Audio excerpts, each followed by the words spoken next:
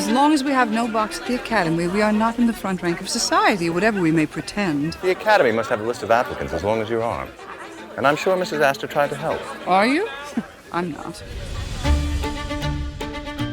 At the top of season 2, we find that Bertha is now being invited to all the best parties. She has acquired a new home in Newport, but the one thing that's still lacking for her is a seat at the Academy, which is the opera. She knows that if she doesn't have a box at the Academy, she's not really part of the elite. The opera is where society puts itself on display. And the leaders take boxes where they meet each other and their children court each other, and that is how the wheels of society turn.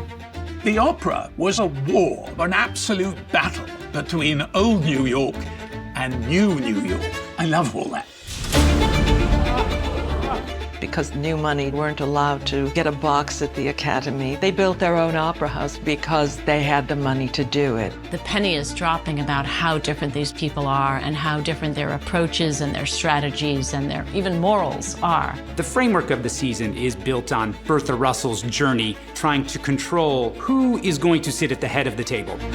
I begin to grasp your plan, and you seem to have won the first battle. I intend to win the war. We pick up with Peggy in season 2, back with her family, facing the realities of what needs to be resolved there. We have been trapped in this trio of regret for too long. She needs a distraction, so she does throw herself into her work. I became a journalist to cover stories exactly like this. She's more voracious than ever to go on different adventures and to create a path for herself. Having been inspired by Peggy throughout season 1, we see Marian in season 2 a little more headstrong, a little bit more confident. Because of Marian, the Agnes-Ada relationship becomes more adversarial, and with that, Ada's world changes. Can you get away tomorrow evening? Agnes doesn't keep me captive.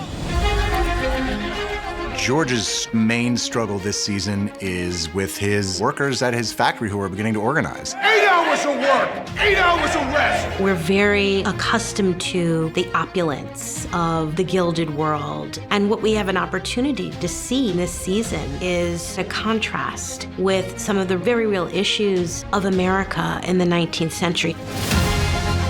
The money is a leitmotif in the first season, then in the second season, all of that gets really juicy.